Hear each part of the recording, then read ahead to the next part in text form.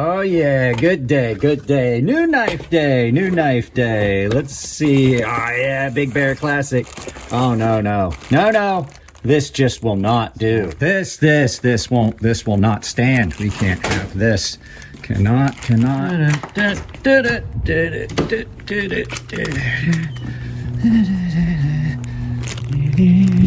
Secure-X. Let's go where you belong.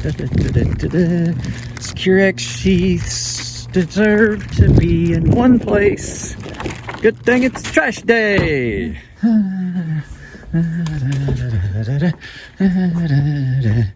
Now what are we gonna do? Decent sheath. That's what we're gonna do. We're gonna put that in a decent sheath. This doesn't even go in there, not even once. All right, now let's get started. Guys, all joking aside, now you saw the intro and everything. I actually did throw away that sheath.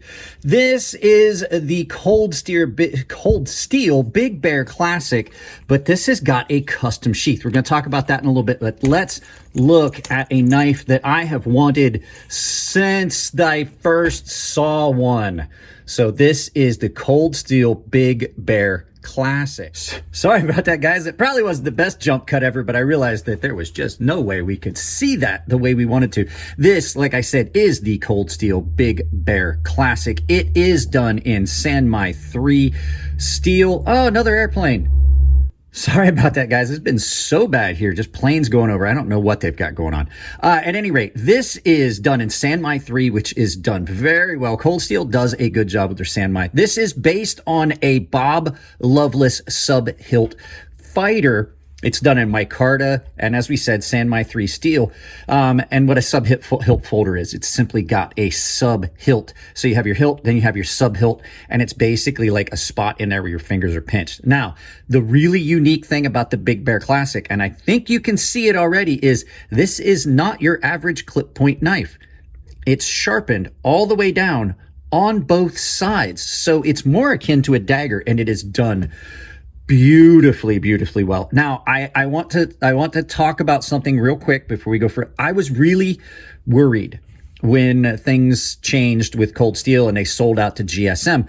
I was afraid that we would see a major drop in quality, but this is not. This is gorgeous. It's exactly what I would have seen back in the day.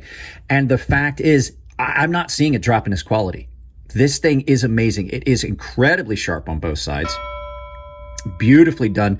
There are zero grind hiccups in this. The grind is centered. And on a dagger, that's difficult to begin with, but Cold Steel a lot of times had issues with that. And the fact that it's ground as a dagger into a clip point makes it even more interesting. That sweep, that centerline sweep comes up evenly on both sides. It is centered in the point like it should be. Now, as far as comfort, if you are looking for a knife that melts in your hand, this is the knife. Now, I have to admit, they are expensive. I'm going to put a spec sheet up here and a price of, I believe they were $320 when I looked, but I will make sure I put the price here.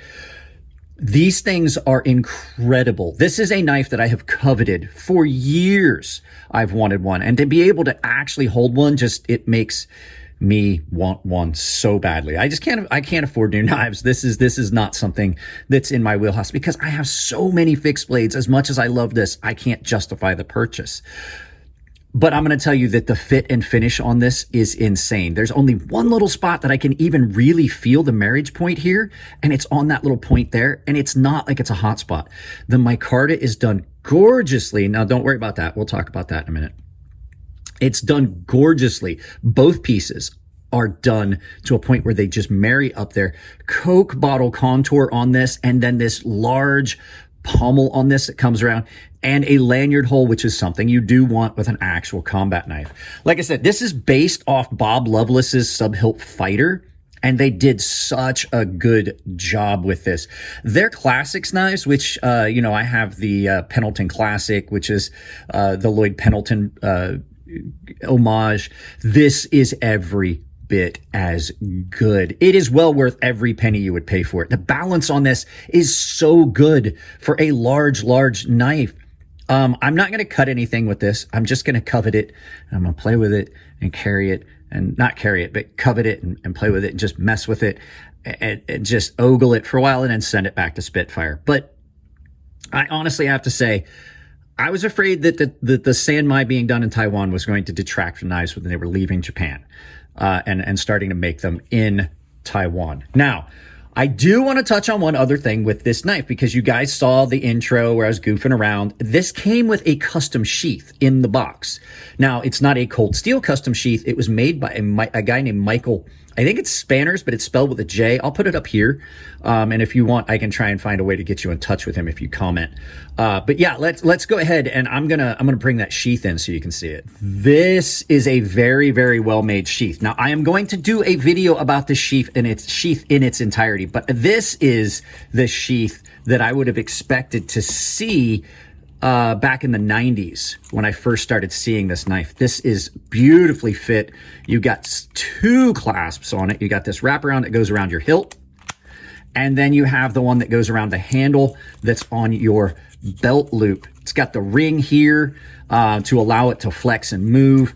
It's beautifully, beautifully fitted to this knife. There is no drag or anything. Nothing is hitting inside this where you would see where these grommets are.